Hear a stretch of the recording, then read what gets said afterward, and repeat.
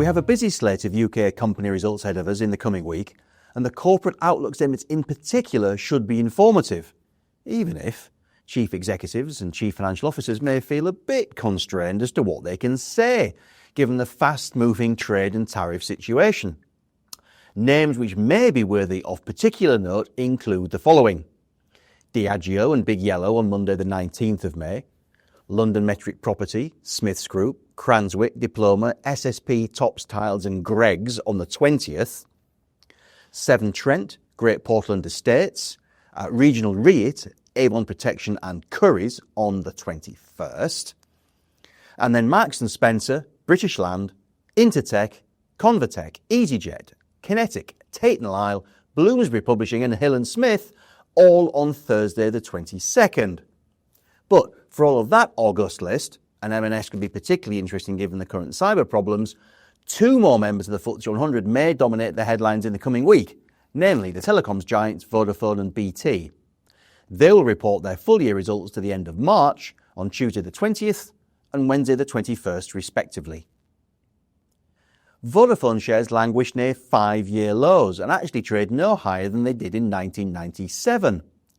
Chief Executive Margherita Della Valle has overseen a major overhaul of the company's structure. In what may be a bit of an admission, it was fighting on too many fronts in too many countries with too much debt on its balance sheet. Vodafone has now sold its Spanish and Italian businesses for 5 and 8 billion euros respectively, or it's in the process of selling Italy, merged its UK operation with that of Rival 3, and reduced its stakes in both Vantage Towers and Indus Towers. The portfolio is narrower, so it can compete more effectively in a smaller range of geographies. Debt's coming down thanks to the cash that's coming in from the disposals, and, perhaps best of all, the underlying business may be starting to show some positive momentum. February's third quarter results showed a 5.2% year-on-year in service revenues, as the UK, Turkey and the African operations did well, and more than compensated for ongoing weakness in Germany, where a change in the law has tripped up Vodafone's cable TV business there, and indeed that of most of its rivals. The share price still isn't therefore fully convinced that Vodafone's turning the corner, so these full year results are the next chance for Margherita Della Valle and her team to prove otherwise. Analysts will focus on how the numbers for the year to March 2025 compare to the guidance issued by the company, and also how any outlook statement for the 12 months to March 2026 compare to their consensus forecasts. Vodafone's preferred profit metric is, wait for it, earnings before interest, taxes, depreciation, amortization and leases, or EBITDA. And here, guidance is for 11 billion euros for the year just ended. The consensus forecast for the year just begun is 11.3 billion. Management's also targeting adjusted free cash flow of 2.4 billion euros before restructuring and spectrum costs of 830 million. And for fiscal 2026, analysts are looking for 2.7 billion in adjusted free cash flow before €1 billion worth of restructuring and spectrum spend. Three more figures to watch include capital investment, seen reaching 6.6 billion euros in the year just ended, and indeed just begun. Net debt expected to drop to 22 billion euros thanks to cash flow and the disposals, and the dividend likely to come in at 4.5 euro cents a share, roughly 3.8p, or half of it was a year ago, although that cut has been well trailered. Also note that Vodafone is actually running the final 0.5 billion euro portion of a 2 billion euro share buyback, and management plans to run another 2 billion buyback via this mechanism once the sale of the Italian business goes through.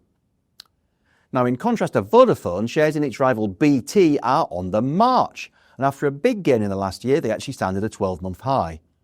Chief Executive Alison Kirkby is pushing through her own turnaround plan here, as BT focuses on its UK operations, looks to review and optimise the international portfolio and reduce costs.